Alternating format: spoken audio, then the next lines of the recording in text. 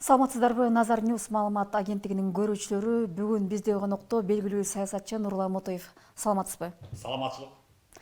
Нурлан мырза, кыргыз коомчулугунда же болбосо саясатта акыркы учурларда, акыркы жылдарда көрүнбөй кеттиңиз. Өзүңүз боюнча жалпы кыргыз коомчулугуна маалымат бере кетсеңиз. Эми көрүнбөй кеткенде жанагы Атамбаев деген дөпөрөс Кыргызстандын баш көтөргөн саясатчылардын баарына деле суроо келип моюндарына, түрмө мөөнөтүнө илип. Баарын деле камап таштабадыбы?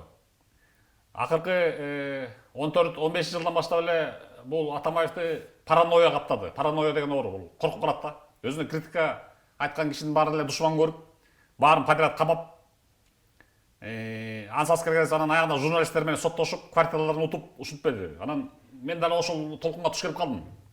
Ошол толкунга туш келип калган ошол бийликке каршы сүйлөйсүң, Атамбаевка каршы сүйлөйсүң деп бир 2-3 статьяны илип туруп, ошол 7 жыл колония поселения берип койгон. Колония поселения бул деген эми Эмне себептен берди эле? Эми ошол тиги бийликке каршы сүйлөйсүң, сындайсың, тынчтал деп мындай сүйлөшүп да көрүштү. Эмне деп Атамбаевка эмне деген сын пикир айттыңыз эле? Эми Атамбаевдин ал кезде эмелери көп болуп кеткен да. Катачылыктары. Бул Атамбаев деген илгертен келеткен Атамбаев да, билесиңер да, тиги же өзү иштей албайт, же иштеген кишини көрө албайт. Мисалы, андан мурунку президент Курманбек Бакиев жакшы эле иштеп атканда аны деле иштетпей койду эле. Кырчаңкаланып, премьер-министр берсе да иштей албай, кырчаңкаланып, только мага президент керек деген маанидә эле улам элди көтөрүп, тыш жактан элди будоражит этип. Анда деле Бакиев камап салбай эле жүрбөдү. Анан Атамбаев өзү правила поведения игрыны честный алып барган жок. Мисалы, өзүнүн сындаган саясатчылардын баарын камады, саясатчы коомдук активисттерди баарын камады. Анан ага караганда Бакиев да адам экен, аягына чейин чыдабады. Чыдап, анан болбой калганда анан аяк жагында ыз чыгышы анан деле болбой кууп жиберишпеди. Ошого эле салыштырмалуу Кытайдан 4 миллиард доллар АКШ долларын алып, бизди карсы кылып, ар бирisi 700 доллардан карсы кылып, мени, сизди жана баарын карсы кылып койгон Атамбаевка караганда Курманбек Салиевич Бакиев 150 миллион доллар алыптыр. Салыштырып атасызбы? 150 миллион доллар и 4 миллиард доллар Атамбаевдин алганы. Ошол жерин көрүнөт. Анан ошол акыркы мөөнөт, ошол акыркы кезде көрмөй калды деген суроо өтө озарып кетти окшойт. Ошол жүрөм тиги отметка колония поселениеде анан түшүш керек. Ошол. Азыр кайрадан ушу саясатка өтсөк, буга чейин сиз Атамбаев менен каршылаш болуп, өзүңүздүн Facebook социалдык тармак аркылуу Атамбаевка кара дуба окутам, бул жакын арада жакшылык көрбөйт деп айттыңыз эле да. Ошол коомчулуктагы жалпы көрүүчүлөргө да кызык болсо керек. Кантип, кандайча? Сиз Арстан Алай турган жок белеңиз? Жок, Арстан Алай кара жер кирсин. Арстан Алай деген кишиби? Анан тиги ал өзүн тирүү кудаймын деп, каяктан тирүү кудай, өзүнө өзү ал жетпейт керек болсо. Өзүнө уйкусу келсе уктатпай кое албайт. Анан каякта кудай сүйлөп жүргөн бир тандык да Арстан Алай деген. Тиги кара дуба деген негизинде шариятта бар ал. Тиги мисалы пророк Мухаммад саллаллаху алейхи вассаламдын 2 мушрик күйөө баласы Меккедеги 2 кызына, пайгамбардын 2 кызына талак берип, ансыз аскерге кесип, пайгамбар деген алкажаккан алып сөнгөндө ызаланган пайгамбар Мухаммад саллаллаху алейхи вассалам эме деп каргыш дубасын айткан, кара дуба айткан. О Аллах, ушул 2 дөпөрөстүн бирөөсүнө, экөөсүнө тең өзүнүн иттериңден жиберип жазала дейт. Айтканда эле көп өтпөй анын каргышын тийип, ошол жана дөпөрөс күйөө бала караван менен бир жакка кетип баратканда түн ичинде сезет да, жүрөгү сезет да бир нерсе, пайгамбар менен карганда сөз болот да, ал коркуп жүрөт. Анан өзү ортого баягы кербенчилердин мындай тегеректеп жүктөр менен коюп койбойсуңар. Өзү ортого жатканына карабай, бир арстан аңдып келип, секирип өтүп эч кимге тийбей, именно ошол дөпөрөс күйөө баланы жеп таштайт. Мына Аллахтын жиберген бир ити да, каргышка кабыл болду. Экинчи каргыш. Толтура мындай мисалдар. Мисалы, кантип каргадыңыз эле Алмазбек Шаршеновичти? Азыр мен шариятта примерлерди келтирип атам. Экинчи каргыш Саад бин Абу Вакас деген разияллаху анху деген сахаба болгон. Жок, ошол кыргызча түшүндүрүп берсеңиз жалпак тилде. Ошол тиги бир сахаба деген сподвижник, эменин жан жокөрү да, пайгамбардын. Бир күнү кетип баратса, бир толпа туруп алып бирөөнү жамандап аткан экен. Жакшылап укса, ал жерде Абу Бакр биринчи халиф, Умар экинчи халиф, сахабалар кийин халиф болушкан. Анан ошолорду жамандап аткан экен. Жамандап атканын угуп алып тиги Садык Акасы айтат: "Силер эмне интип жамандaba дебеди беле пайгамбар? Унутуп калдыңарбы?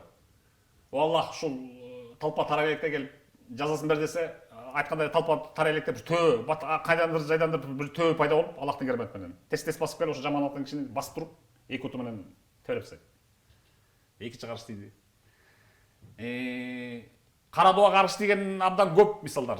Анан бунун үчүн азыркы заманда эгер ошол сахаба пайгамбарлардын кара дуа карыш дейсе, мисалы Дагыр пайгамбар, Нух пайгамбар болгон. Ной. Ооба. Анын коому капыр болуп кеткенде, укпай болгондо өзүнүн 84 киши жейт. 950 жыл, Куранын аятында айтат, 950 жыл дават кылса, болгон 84 киши жейт. Бир 10 миллионго жакын кишиден. Нурлан мырза, туура айтасызбы? Бүгүн көп эле жакшы билимдүүлөр билсе керек. Ошондо Нурлан Мотуев коомчулукта аябай талкуу болгондо, Алмазбек Атамбаевди аябай каргады деп айрымдар шылдың калса, бирок сиз кийин буга чейин айткансыз да, Алмазбек Атамбаев камалат. Камалат жок болот деген жакында айткан. Анан эгерде бул камалса, мен аны менен сүйлөшө турган сөздөрүм бар дегенсиз. Ошону тактап коюн. Азыр кандай сөздөрүңүз бар? Мен ошону тактап коюн. Пайгамбар пророк Мухаммад саллаллаху алейхи ва саллям өзү жазганды окуганды билбеген сабатсыз болсо дагы Аллахтан кайыптан кабар келип, Жабраил периште аркылуу 1 миллионго жакын хадис түшкөн. 1 миллионго жакын хадис жаткайтып берген өзү сабатсыз адам. Жок, сиз кайра эле эмеге келсеңиз. Жок, ошол хадистин бирөөсүндө айтылган, бир хадис айтып атам ошо. Пример, хадисинде мынтип айтып аткан. Мазлумдун дейт. Мазлум деп коет. Себепсиз зулумдук көргөн адамдын дуасы түпсүз кабыл болот деген. Түпсүз. Алла Тааланын ортосунда тосмо болбойт деген. Үч түрдүү категориядагы адамдар деген. Адилеттүү падыша, ошон үчүн бизде падышалар, президенттер адилеттүү болуш керек. Дуасы түпсүз кабыл болуп турат. Экинчиси мазлум, то есть несправедливо притесненный. Зулумдук көргөн, жөндөн зулумдук көргөн. Үчүнчүсү исламдагы ата-эненин баласына кылган дуасы дейт. Үчөөнүн дуасын түпсүз эч эмес кабыл болот деген, эч тоскоолдуксуз. Анан мен болсо экинчи категория мазлумга кирип калдым. Себепсиз зулумдук көргөн. Өздөрү конституциясын жасап алса, ар ким сүйлөй алат, ээн эркин сүйлөй алат, демократия, каалаганыңды сүйлө, рамках закона болсун деп жазып алышат дагы, сын айта бер дейт. Деп конституцияны алып келбеши азыр, ачкылачы. Жазып турат ошо, тап прямо азыр. Дейт дагы, анан сүйлөп койсо кайра эмне сүйлөп атат бизге? Статья келгиле мойнуна, камагыла деп мени каматып ийди. Анан мен зулумдук көрүп атам, жөндөн буларга алданып, булардын конституциясына. Анан ыза болом. Намаз окуп калсаң дуа кылам, о Алла Таала, жазалам о, Атамбаевди жазала, командасын жазала, баарын талкала деп дуа кылам аябай. Бир жыл мазлумдун дуасы кылып, бир жыл мен зонада айдап бир жыл зонада отурдум, кырктуу режимде. Ошондо 2 на 3 метрде отурдум, 2 на 3 метрде. Нурлан мырза, мындай да? Эми ошондо азыр сиз кокусунан эле ошо Алмазбек Шаршеновичтин жанына сизди алып барып койсо, эмне деген сөздөрдү айтат элеңиз? Бул эми Алмазбек Шаршенович кантса дагы Алмазбек Шаршенович боло каражы келесин. Бул Алмазбек Шаршенович десе мен туруп атам, Алмазбек Шаршенович деп. Мен аны аша дейм, ашмалдан чыккан аша деп ойлогом мен аны. Эми тиги жаннары отурушуп койгондо эми бул во-первых менден улуу киши экен, 65 чыгып калдым. Мен 50дөмүн. Менден 15 жаш улуу киши экен, эми кыргызчылыкта бар улуучулук, ичүүчүлүк деген бар, сыпайгерчилик деген. Анан эчтеке кылмак эмесмин. Здоровьеси анчалык эмес. Бир чапса сөөк сага бүт көгүлүп түшүшү мүмкүн. Эмне демек эле, жанын алып барып койсо эмне демек? Жанын алып барып койсо, ушуну көрмөксүң. Биз айтса уккан эмессиң. Ушуну көрмөксүң. Мына башыңа мына зулум элең, зулумдугуна себебин таптап, тиран элең, тирандарды Алла Таала ушунча жазалайт. Дагы жакшы, бул дүйнөдө жазаң болуп атасың. Өлүп калсаң тозокко түшмөксүң. Мүмкүн ушул бул дүйнөдөн кыйналаган себебинен мүмкүн бейишке кирерсиң. Деп айтмакмын. Кой таш окуганды билесиз да? Iya. Кой ташта болуп өткөн окуяны Өткөн былтыр августта сөз эчкандай билем да. Айрымдар Алмазбек Атамбаевди менен Сооронбай Жээнбековдун ортосундагы келишпөөчүлүк деп атап кетсе, айрымдар саткынчылык деп айтып атышат да. Сиз чындыкты айтасыз да, кандай болгон күндө? Ошол жерде саткынчылыкпы же мыйзамга такагандыкпы? Сооронбай Жээнбековдун Алмазбек Атамбаевдин жолусу Алмазбек Атамбаевдин түрмөгө барып камалышынын себеби эмнеде деп ойлойсуз? Чындык болдубу же жөн эле кандайдыр бир пендечилик, келишпөөчүлүк болдубу? эми антип дегенде бул жерде ызы чуу болуп атат. Бир кыргыздын жараны каза болду. Келтеген бир Самат дегенибиз майып болуп калды. түшүндүм. Тиги эми бу жерде мындай болду да, урматтуу президент Сооронбай Шарипович Жээнбеков бул негизи дагы мына опять хадиске такалып жашабыз. Хадисте айтылган экен. Если сен талашып, улкунуп, жулкунуп барып президентти алсаң дейт, Алла Таала сага өзүңө чыдап коет экен. Сен өзүң талашып алгансың деп. А эгер сага капыстан келсе дейт, капыстан келсе, анда Алла Таала жардам берет. То есть Аллах жактан келди дейт, капыстан келген жок дейт. Аллах жактан келди, Аллах сага жардам берет деп. Демек, Сооронбай Шарипович Жээнбеков эч качан жулунган эмес. Муну капыстан келди деп айтса деле болбойт. Анткени Алла Тааланын өкүмү болду. Тиги Атамбаев жүрөгүнө пикир берди. Тандоо болуп калды. Сапар Исаковту, Чыныбай Турсунбековту дагы 5-6 чыкты го. Анан кимди тандайт болот, анан Сооронбай Жээнбековту тандайт болуп калат. Значит, Алла Таала ошонун Атамбаевдин жүрөгүнө катуу пикир салган, ушуну тандайсың десе. Демек, Сооронбай Жээнбековту Атамбаевдин колу менен Алла Таала өзү тандаган, өзү жардам берет. Анткени ал жулунган жок, мен чыгам деген жок. Алып келишти. Значит, Алла Таала жардам, бул хадис бар, прямой, ишенбесең тап берме. Хадис, прямой хадис бар. Баягы анан демек Алла Тааланын жардам болгондон кийин анан Сооронбай Жээнбековго келди, анан эмне бандит, коррупционер, бузуку Атамбаевдин жеп ичкенин канча жеп салып турду? 4-5 миллиард доллар жеп салыптыр. Биздин рызкыбызды, сенин, менин рызкыбызды жеп салыптыр. Кытайдан алып, Кытайга бизди каршы кылып жеп салыптыр. Анан аркасын көчүгүн жаап туруш керек, аркасын жүгүрүп, Сооронбай Жээнбеков. Элди го, эл тандады. Туура кылды. Элди, мени, сени тандады. Калың 6 миллион элди тандады. Элдин волясын тандады. Дос болсо эмне болуптур? Дос болсо дос экен деп анан кийин да чогултуп калсынбы? Сооронбай Жээнбеков досум экен деп. Элдин волясын тандады. Анан тиги кырсаңкыланып жөн турбай, анан тиги Сооронбай Жээнбеков жаңы президент болгондон 1 ай өтпөй анан окуп аттык. Мен агасы зонодосун. Кырсаңкыланып президент самолету менен качты, тийиштик кылып анан кылып самолету менен качты. Президенттик өзүң отурустунбу? Тийишпе эчтекесине. Оокатына тийишпе. Жип ийнесине тийишпе. Эмнеге анан самолету менен качасың? Бир жака менен качпы. Адал адамды, адал эркекти, кыргыздын эркеги биз намыскө болобуз. Эмне мен мынтип көтөрүп койдум деп анан өмүрү кул болуп жүрө бермек беле. Же эмне сөз болуп жүрө бермек беле. Урганда жок да, жазамсыз болуп жүрө бермек беле. Урганда жок да. Ал өзүнчө личность, ал өзүнчө тиги керек болсо ошол жана 7-апрелде ачат, 7-апрелде окуясынан кийин ошол түштүктөгү Баткен жалаа Оштогу 7-апрелчи сөрөйлөрдүн бийлигин сыктап калган ушул киши болчу. Сооронбай Шарипович Жээнбеков, иниси Асылбек Шарипов Жээнбеков өкөлөп туруп кармабаганда аяк колдон чыгып кетмек да. Булардын бийлиги шарт болмок. Монтуп турмак, да дас болмойт турмак. Эмгеги бар да, мерити бар экен да. Өстүн жараша. Сооронбай Шарипович Жээнбеков гордый, твердый, өзүнүн эмгегине жараша баарын кылды. Туп тура кетет движение. Эме боюнча, кой таш боюнча Атамбаевдин эле бандитизм, өзү биз келген ошол эле биз келген бандитизм, өзү биз келген терроризмдин бүт элементтерин кылды го. Заложник кармады, спецнастатты, Самат Курманкулдун башын жара чабышты, майып кылып коюшту. Канча киши таяк жеди. Болбой эле до конца окшом деди. Атамбаевди туп-тура камады. Минимум 20 жыл керек буга. Нурлан мырза, сиз баш мыйзамды айтып калдыңыз. Саясатчы Өмүрбек Текебаевдин баш мыйзамга абдан чоң салымы бар да. Учурда ошол Текебаевдин баш мыйзамындагы орду жана эл астындагы кадыр баркы кандай деп эсептейсиз? Кайра саясатка келиши керекпи? Сиз бул ишин абдан жакшы билесиз. Так, мен айтсам бул 2006-2007 жылдары эле бул Атамбаев, Текебаевдар көп партиялык система киргизебиз. Эптеп эле бийлик талашуу, булардын оюнча эптеп эле бийлик талашып бир жерде илешүү болуп эле анан шылтоо болгон шылтоосу же чын эле булар душевный порыв болду. Же бирөөлөр Западта кожоюндар буларга түрткү болду. Могу партийность деп баштагандар мен айткам, болбойт. Азыр эле кыргыздар ачык болбосо да тымыздын тирешүү регион уруу болуп турганда дагы силер келип дагы кошосуңар. Партия болуп партияда быжырап кетет, 100-200 болуп кетет. Ошондор айткам мен. Каршы болгом. Даже интервьюлар кесер, архивдер бар го, библиотекаларда, китепканаларда бар. Тапсырот мен немелерди. Эч жазып турат да. Анан болбойт бул отуруз жолу бардак болот деген. Мына мен айткандай эле болду. 7 апрелден кийин жаңы конституция жазды, текебай 2 айбы канча жарым жыл бою жазды, анан кийин оригиналын жоготуп өздөрү шеремендешти. Ал жазган жоготкон эме, сутунда кеп, суту вообще эле бардакта баягычы. Мына айткандай эле болду.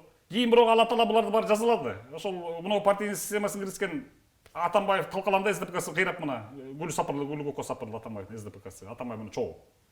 Текебайдын деле атамакенин быркырап өзү түрмөгө отуртуп чыкты. Бабанов болсо республика мына ошо партия деген эле кишилер жакшылык көргөн жок. Баары качып, босуп, камалып, сомолуп ошентип кетишти бартаңда. Анан эл болсо бөлүндү, мына до сих пор бардак мына эме деп коет го.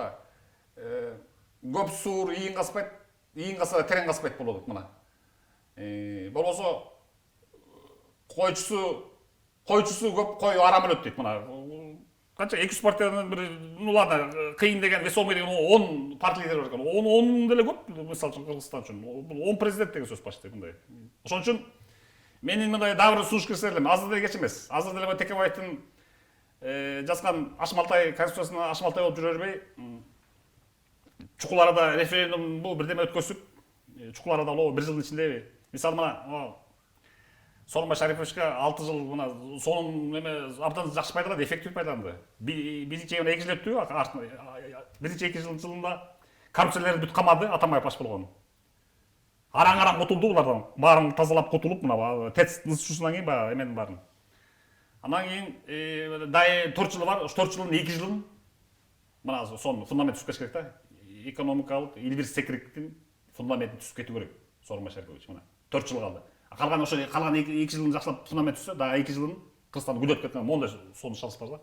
Сооронбай Шарипович. Анан менин берер кеңешим, мен укпай билбейм, анан ак үйлөгөлөр. Анан референдум чукулар эле референдум өткөзүп, андан мандат бул Текебаевдин конституциясын вообще жокко чыгарып, 20 жылга чейин, 20 жылга келди мына. 20 жылга чейин деген өзгөрбөсүн. Мына 20 жыл келди. Эми өзгөртсө болот, эмне болуп тур мына.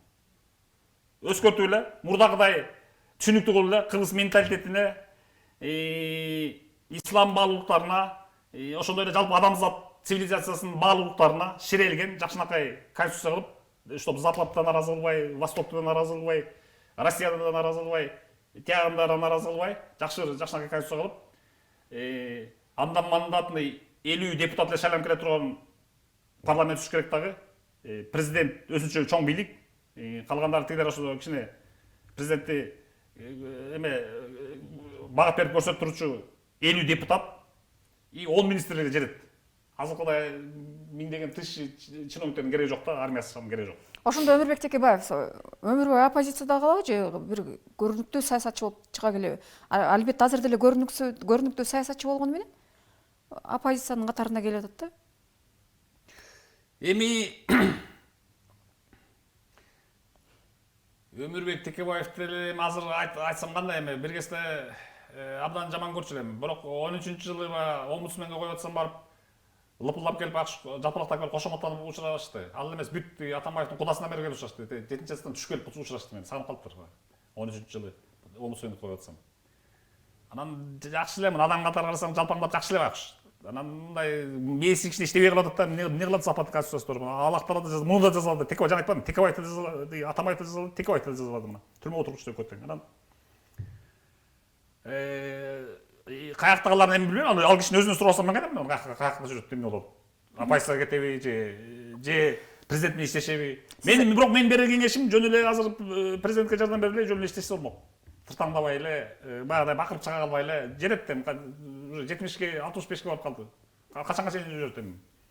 Качанга чейин? Кыргызча айтканда карган кексе чалып, кексе чалдыгын койбой эле мен таягын булган үчүн жүрөм өмүр бою, сакалын сараңдеп.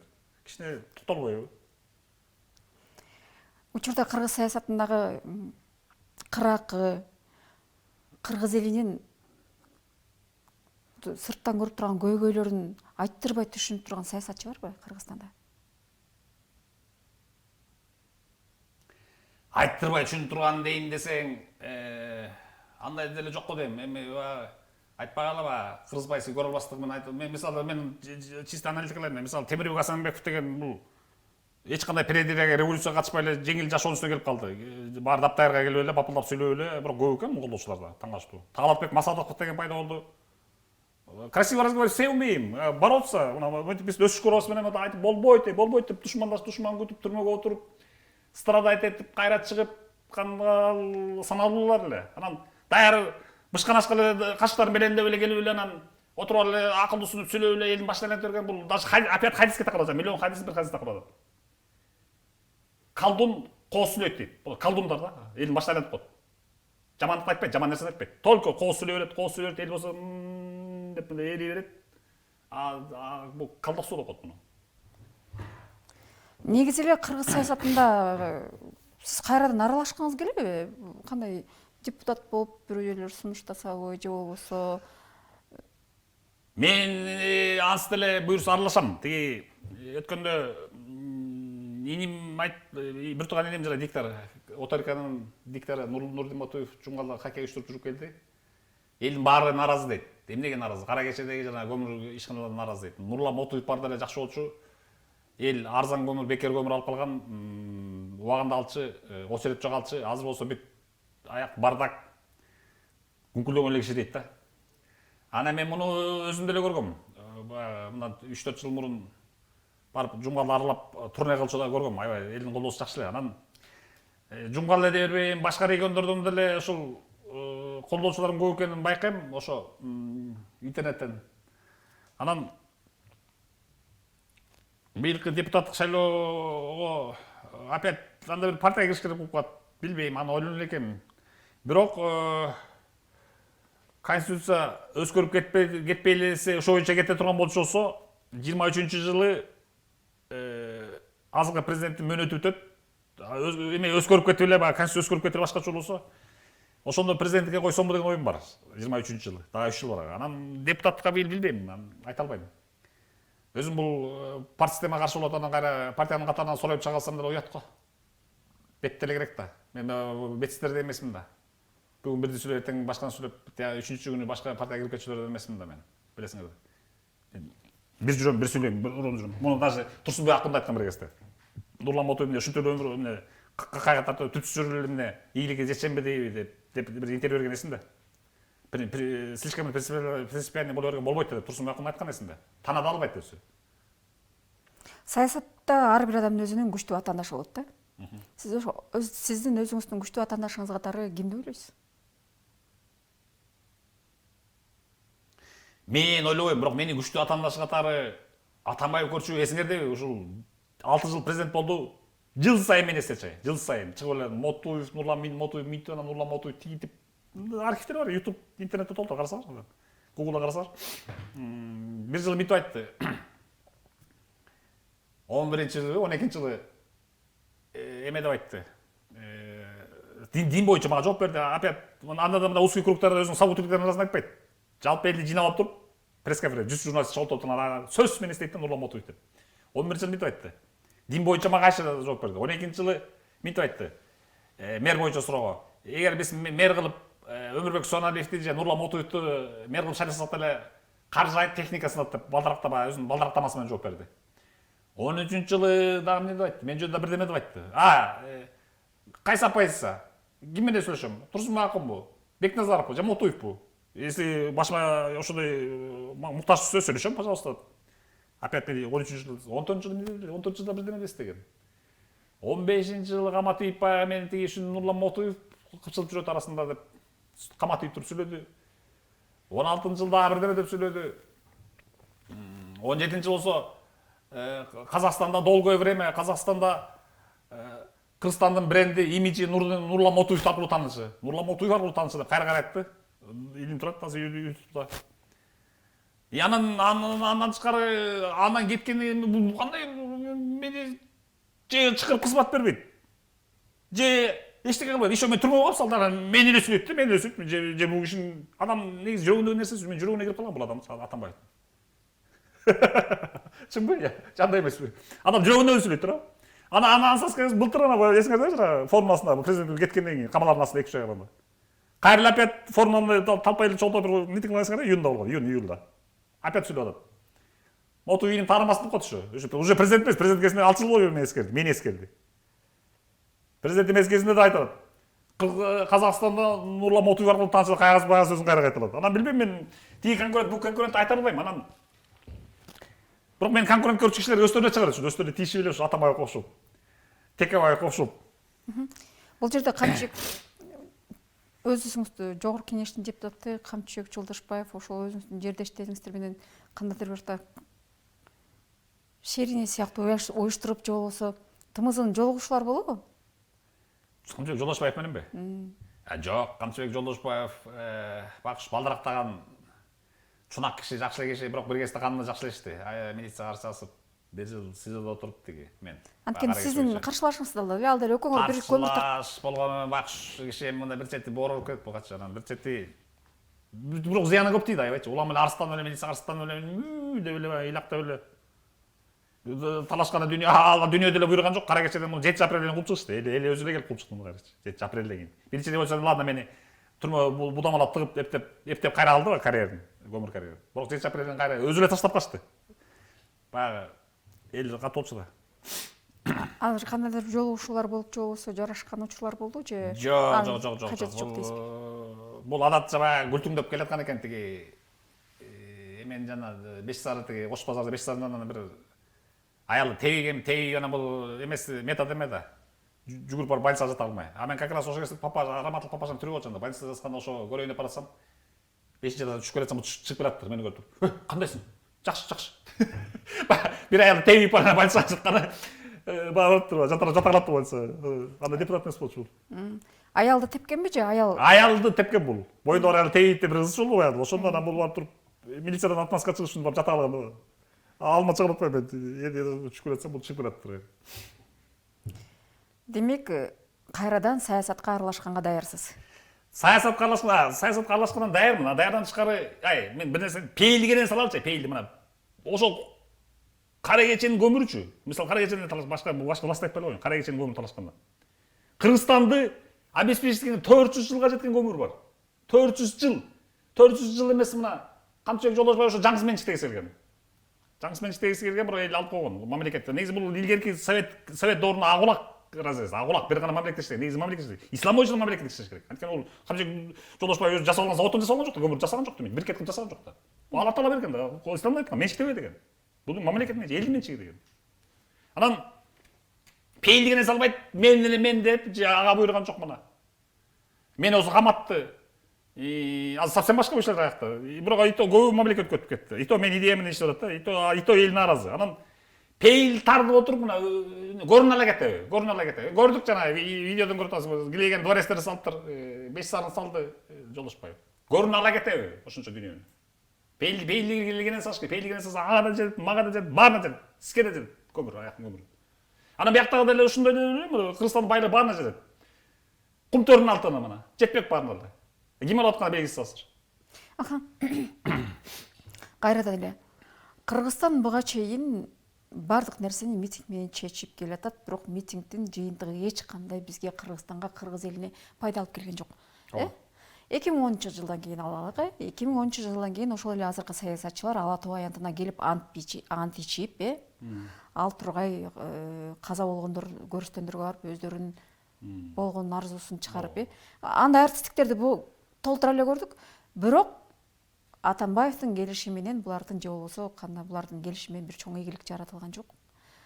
Эми биз буларды эмне кылышыбыз керек? Же болбосо кантип кыргыз эли митингсиз түз кетишибиз керек? Же март келгенде, жаз келди деп, жаз келгенде митинг баштап эле ушундай туура эмес жолдорго аттана бериштин кажети барбы?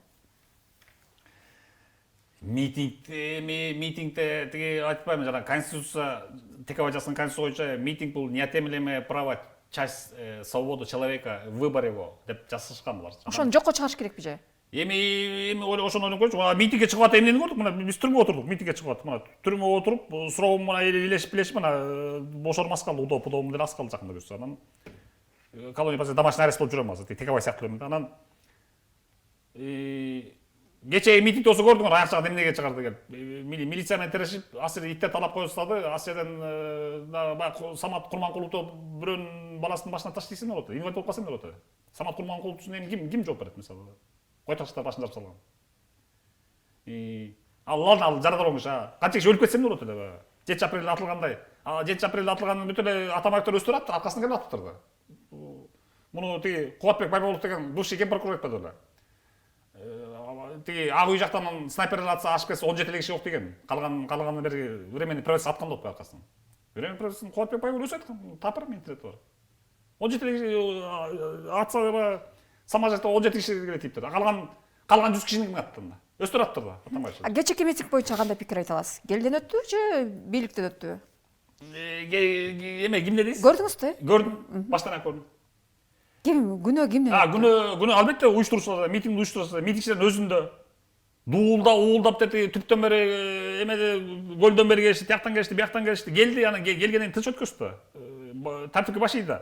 Саат 1ден 5ке чейин уруксат алыпсың, 5те таптакай Балконский деп жана шаардыктарда жоксуңбу. Балконский тарап кетти го. Бүт аркасына мусор калтырып. Алтыгер 10 тонна мусор калтырып, сийип чечип, ызы чоошуп, сөгүнүп сагынып, бирин-бири укпай, ажаган катындар барып, Ак үй кызматкерлерин жакалап, сен эмне бияктасың, таап бер тигини деп. Тиги кишини таап бер деп. Анан ушу болобу эми, хулиганство бул деген айылда жүрүп бук болгон келип шаардан чыгарып кетти алар. Анан туура эле болду, туура эле разгон болду, туура эле. Туп-туура разгон болду. Болбосо эмне болуп кетти, мародерство, бир аз караңгы кезде мародерство башталмак. Ал талпон ошондой коюп койгондо, мародерство башталмак. Булар ак үйгө кире бербейт болчу.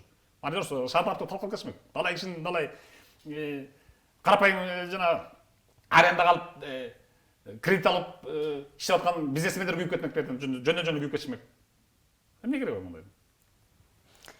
Рас болду, туура эле таркады. Тиги Садыр Жапаровдун өзү боюнча бул бала өзү Садыр Жапаров менин курдашым эле, менден 1 жаш улуу. Мен билгенден бул апшак тосолгон мышцы ошондой бир жакшы жашаган жери жакшы, шарттары жакшы, баары сый менен келип жашашат ошол жерде. Миң эмеле болсо да, жана осужденный болсо, 1000 500 киши болсо да. Волейбол, футбол ойногон шарттары бар, аянт абдан чоң жүгүрсө болот. Канча гектар? Аябай чоң гектар аяктын зона деген. Анан Саясат кодуңуз. Мен 1 жыл отуруп чыктым, мен мына 2 на 3 камерада отурдум. 2 на 3 камерада 1,5 жыл отурдум. Саясий боюнча айтсаңыз.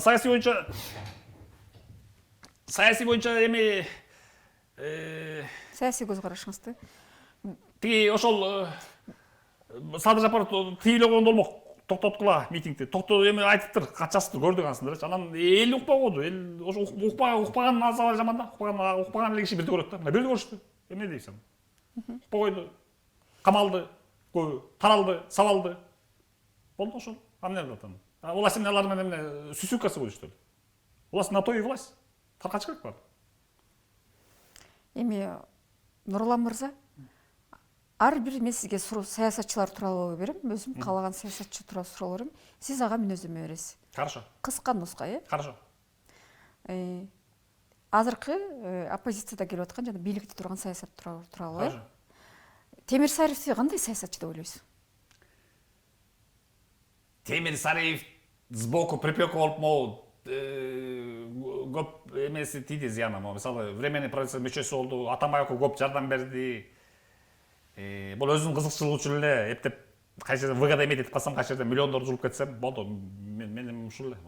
Эл үчүн бул чындап келген көрүлөк. Спортсмен экен, голду сүзөттү, молодец анысы. Для себя. Өмүрбек Текебаев. Текебаев бул айтып коем, ошо Кыргызстанга келген чоң тиги Атамбаев чоң бале болсо, ошо чоң баленин экинчи балеси болду. Текебаев азыртан ниетин оңдо болсо, намаз окуп чыгыптыр, ошону билбейт экенмин. Түрмөгө отуруп чыкты. Намаз окуп чыкса жакшы. Бирок намаз окубаса жакшы эле кагылды, согулду, жакшы эле тепки жеди. То есть элден тепки жеген жок, жакшы эле тагдырдын тагынан жакшы эле тепки жеди да. Бул оңол болсо, ниетин оңдоп кой деп. Эл дугайын Аллах дейин деп эметсе жакшы болот. Жок эле ошол көйдө туруп, жок мен конституция менен деп тура берсе, бул аяк жакшы бүтпөйт. Алмазбек Атамбаев. Алмазбек Атамбаев деген айтып атам го, бери жагы минимум 10 жыл отуруш керек. Бери жагы. Бүт жана бизди каршылап кеткен, ар бирisi $700 каршылап кеткен 4 миллиард долларды бүт байлыктарын конфисковать этип туруп бериш керек. Жантөрө Сатыбалдиев. Жантөрө Сатыбалдиевдин трагедиясы ошол тиги эме болду. Атамбаевди ээрчигенлиги киши мамлекетке кабылат. Ээрчип жүрдү канча жылдан бери. Ошону тиги бул эме баягы Ошки события боюнча үйлөрдү чала куруптуруу тигүү деген эмеси жымсалынып кетти. Бул 7 жыл суроо калдычы. Бирок бул кишиге жеңилдик каалайм, аман эсен чыгып кетсин, ошол. Алтынбек Сулайманов. Алтынбек Сулаймановду жеке тааныбайт экенмин, бирок бул деле ошого дейм ортодо турат да, бул беркилерде жанагы чоң саясатчылардай партия лидерлери болуп көп апаат капшапка кабыл алган жок, бирок эме да. Ни рыба, ни мясо да, мындайча айтканда. Алтынбек Сулайманов. Алмамбет Шыкмаматов. Эми Шыкмаматов деген өткөндө уктук го, тиги 2008-жылы маршрутка түшүп Атамбаевден сигарет сурап эски отосуна жүрүшкөн. 2008-жылы мен деген угольный король деп весесенге билчү ал кезде. Экөөбүз бир райондомуз. Бул Шыкмаматовду силер билбей атасыңар. Жумгал районунун Жумгал менен Кочкор мурун бир эле округ болчу, 35-чи Арднамандын округ болчу. А жерден только Усубай депутат болчу. Жумгалды эч тааныш эмес. Кара кече деген Нурла Ботуевден таанып калган Жумгалдычы. Ошондон кийин хитрый, анан үстүнө бир жыл катып туруп койду Жумгал эле, бийликке баш бербей. Кыйын экен деп качты. Анан ошондон кыйын экен деп калып, Атамбаев менен Текебаевдер ошо жака нырет эте баштаган Жумгалдан. Атамбаев Дамира Ниязалиеваны суруп чыкты. Текебаев болсо Шыкмаматов суруп чыкты. Булар менин аркаман киши болгон Жумгалдыктар булар. Эч тааныш эмес, мурун только Усубай депутат болуп турчу. Эми акыркы учурларда кой таш окуясында Алмамбет, кечиресиз, Алмаз Шаршембекович Матраимовду көп жолу күнөөлөдү да. Сиз саясатчы катары же саясаттын сыртында келе атсаңыз дагы, бирок кандайдыр бир Матраимовдо болгон күнөөнү көрдүңүзбү? Же болбосо Алмазбек Атамбаев, Кулматов экөөнүн күнөөсүн Матраимовго чаптагысы келдиби? Кандай деп ойлойсуз? Эми амалы 40 жук Атамбаевдин кылган Кыргызстанга гана кылган, Кыргызстан элине, Кыргызстан атууларына жарандыра кылган кылыктарын айтып өтө албай койдук го. Бул жана Бекболот Таларбаев айткандай 1000 жылда бир келчү апаат экен, действительно. Анан тиги өзүнүн бажы таможняда жеген коррупциялык схемаларын өзүнүн кулалындагы жигити жасоолу Кубанычбек Кулматов экөөнүн жасаганды кийинки таптакыр эле орун басар кызматта жүргөн, эч ким тааныбаган Райым Матраимовго шылтай салып деген бул адепсиздиктин, бетсиздиктин эң жогорку үлгүсү, чокусу. Бул кезде баягы азыр түшүнүп атат. Эл негизи көбүнчөсү эл мындай эме да, акылы мындай карап турган ойлонот да, мындай терең ойлонушпайт. Бакиевдин баркына эмне чоошпайт элдер. Бакиев эле жакшы турбайт деп азыр 90% эмени окудум азыр интернеттен. Бакиев эле жакшы турбайт деген кишилер азыр. Кап көрдүк бул. Могу Атамбаев деп. Анан ансыгандай бул ошо Бакиевди жок жерден жала жап, бала жап, бирдеме кылып, кызы чугулуп, мутила кылып, афера кылгандай эле.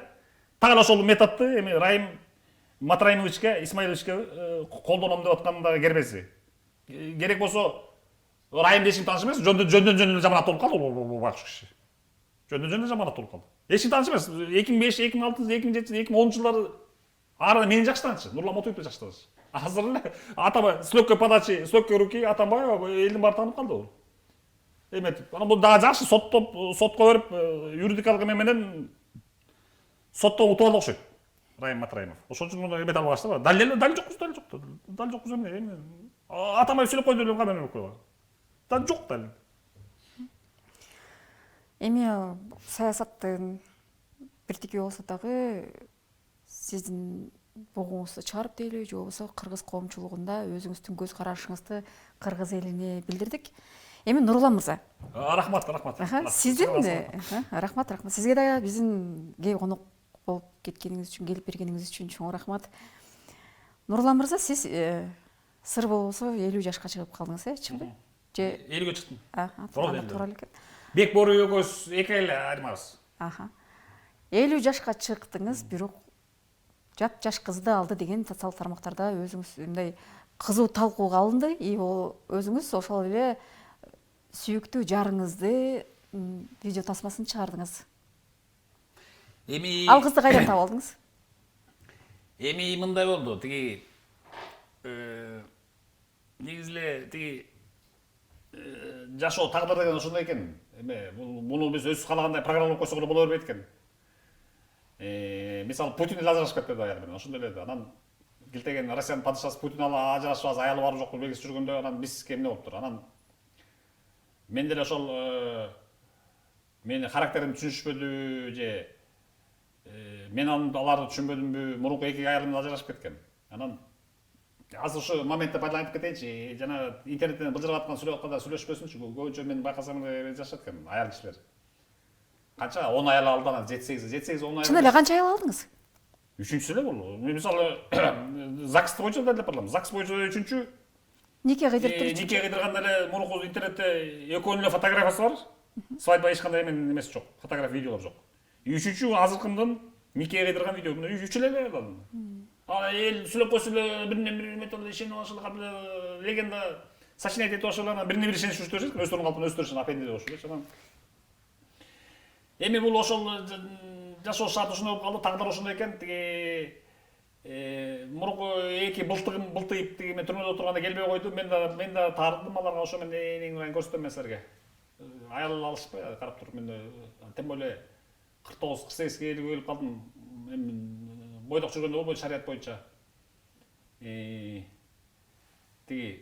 же согуш талаасында жүрбөсөң, согуш эртең өлүп калсаң бары деп жүрбөсөң, тынчтык жашынакай жашоо жашаткандан бар аял заты керек экен, үй бүлө керек экен. Анан ошо үйлөндүм, ошо тиги зонадан чыгып келгенден кийин тиги көчөдө кетип баратып, Ош базар жактан бир машина менен галас айдап турган бир кызды салып, анан ошо менен таанышып кеттим деп бир эме айттым го интервьюмда бир сайтка.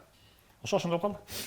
Урматтуу Назар Ньюс маалымат агенттигинин көрүүчүлөрү, Нурлан мырза бизге конокко өзү жалгыз келген жок, жубайы Элнураны ээрчите келген, Элнурайым келип. Кел аба. Торго өткөзөйүнбү же өзүм торго өтөйүнбү? Элнурайым, саламатсызбы? Нурлан мырза менен башкашконуңузга канча күн, канча ай болду? 7-синде 1 ай болот.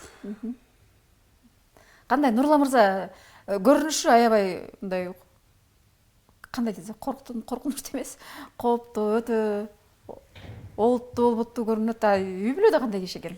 Үйдө жакшы, мен сыйлап турат, аял затын сыйлайт.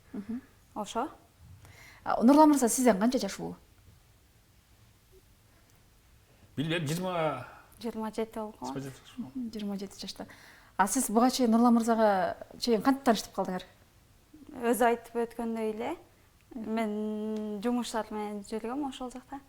Ошентип ала кетип таанышып, 1,5 жыл сүйлөшүдүк, анан үйлөндүк. Кудай буйруп. Азыр күзүндө свадьба болот буюрса, тиги өткөндө нике той, то есть нике той кылдык, күзүндө буюрса октябрь, ноябрларда свадьба кылабыз. Буюрса ресторандан чыгып заман деп коебуз ошондой. Ага чейин коронавируста тигүү деген эмелер эме болуп кетпесе да. Санкциялар болуп кетип, свадьбалар запрет болбесе болот буюрса. Коронавирусту кандай какштап айтып атасызбы же кандай айтып атасыз? Ошону тыйып атып турган, мисалы мына жумгалдан эле бүгүн Акалпак күнү, анан 8-март майрамдалбасын деп тыйып атып. Уже тыюулар акырындап кетип атыптыр. Ошондой болуп кетпесин деп атам просто. Нурлан мырза, Элнура жубайыңыз жаш экен, сиздин жашооңуз 27 жаш. Бул өтө эле мындай аралыктагы. Кандай кабыл атасыз? Үй бүлөдө аял киши көбүнчө эркекке көңүл буруш керек, же болбосо эркек киши аял кишиге тең салмактуу кетиш керек да. Сизде кандай болуп атат жашоо? Мен айтпайм, мен баскан турган хадис менен жашайм. Хадисте айтылган, адам карып өлөрүнө 100 чыкса дагы жүрөгү жашпайдан боюнча калат деген. Менин жүрөгүм жашпойчу эле. Мен 27 жаштагы кичикөндөйм. Именно ушунун бул кыздардын, бул жаштардын тилинде сүйлөй алам. Булар көтөргөн технологияны көтөрөм. Булар уккан рэптерди угам. Булар бийлеген тансын деле бийлейм. Билбейм, мен мисалы современность нормально. Сиздин жүрөгүңүздү кантип багындырып атат Нурлан мырза? Эмне кылып 1,5 жыл деген жакшы эле жыл сүйлөшүүгө. Жөнөкөйлүгү менен, ыйманы менен 5 убак намаз окуйт. Иншалла, жакшы. Сиздин үй бүлөңүз билеби бул жактан турмушка Ооба, чыкканыңызды? билет. Барып кадимкидей эле той болуп, Ооба. Ачыбасар берилип жакшы болгон баары тиги. Кадимме. Нурлан мырзанын кандай сапаттарын баалайсыз? Жөнөкөй аябай, ыймандуу. Баягы эле болсо айтып кеткен ыйман. Аялыңыздын кандайдыр бир 1,5 жылдан бери каприздерин же болбосо сизди кандай багындырып алды? Сиз буга чейин жакшы эле кыздар менен сүйлөштүңүз, жакшы эле кыздар менен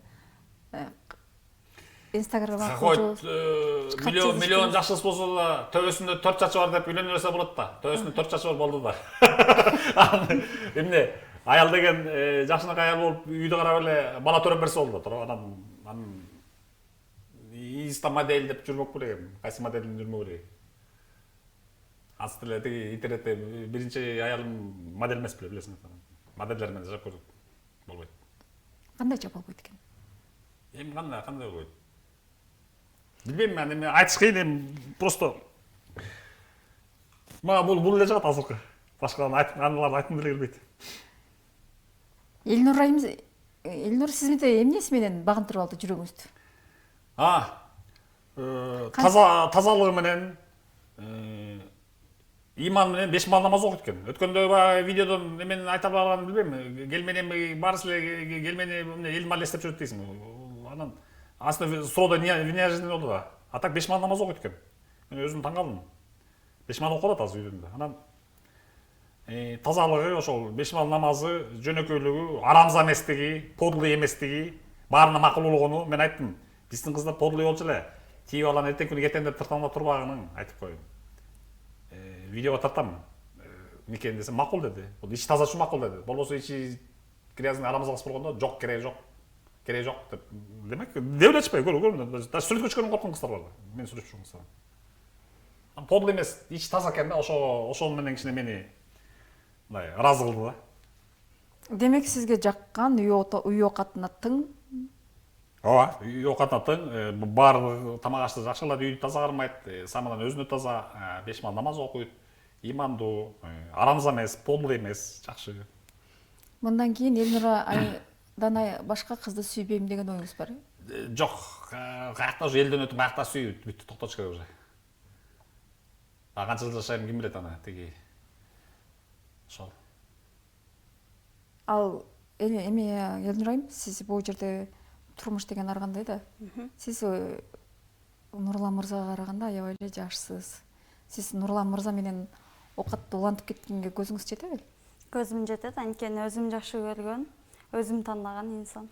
Үй бүлөңүз каршы чыккан жокпу? Үй бүлөм менин чечимимди сыйлашты. Ошо ата-эне ар бир баланын ата-энеси өзүнүн пендесин бактылуу болушун каалайт. Ошон үчүн менин өзүмдүн чечимимди сыйлашты, ата-энем бир тууганым, жакындарым.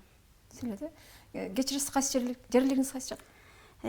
Кемин районуна караштуу Бейшеке деген айылдан болом өзүм. Канча бир туугансыз? 2 байкем жана сиңдим бар. Ошо. 4 тууган. 4 тууган. Нурлан мырза менен кадимкидей үйгө барып, алдыңыздан өтүп көрүштү да бар, Ооба, баары көрүшкөн. Жакын тааныштар. Эми кызыктуу суроолор көтөрүлүр. Жакында 8-март келет да? Аялыңызга кандай белек бересиз? Эми аны айтпай турайсыз, сюрприз болсун. Айтып койсоң кызы кетип калат го. Эми Ишинсе наразы болбойт. Сизди коомчулук көбүнчө көп аял алган киши катары таанышат да?